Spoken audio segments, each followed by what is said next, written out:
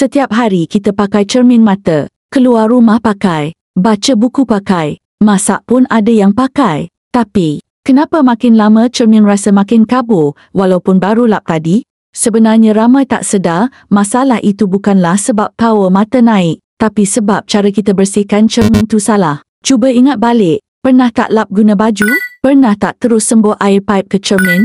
Atau guna tisu dapur sebab nak cepat? Nampak macam biasa kan? Tapi kesannya perlahan-lahan buat cermin kita rosak tanpa kita sedar. Bila selalu lap dengan kain kasar atau sembuh air biasa, coating cermin mata kita mula luntur. Mulalah muncul garis-garis halus. Itu bukan masalah spek yang kita pakai kualiti murah, tetapi itu disebabkan salah cara jaga. Ramai yang sangka spek dah tak bagus, padahal sebenarnya cermin yang tak dijaga dengan betul.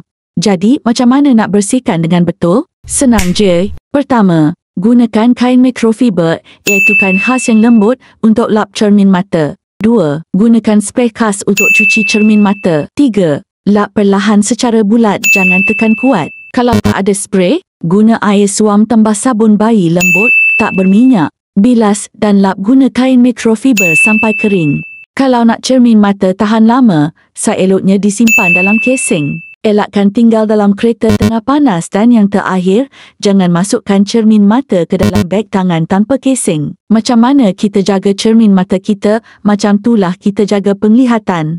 Kadang kita tak perasan, benda kecil macam lap cermin pun boleh bagi kesan besar. Sebab bila cermin rosak, penglihatan pun mula terganggu. Jadi, kalau hari ini anda nak lebih jelas, jaga mata dan sayangilah cermin mata anda. Mulakan dengan cara lap yang betul.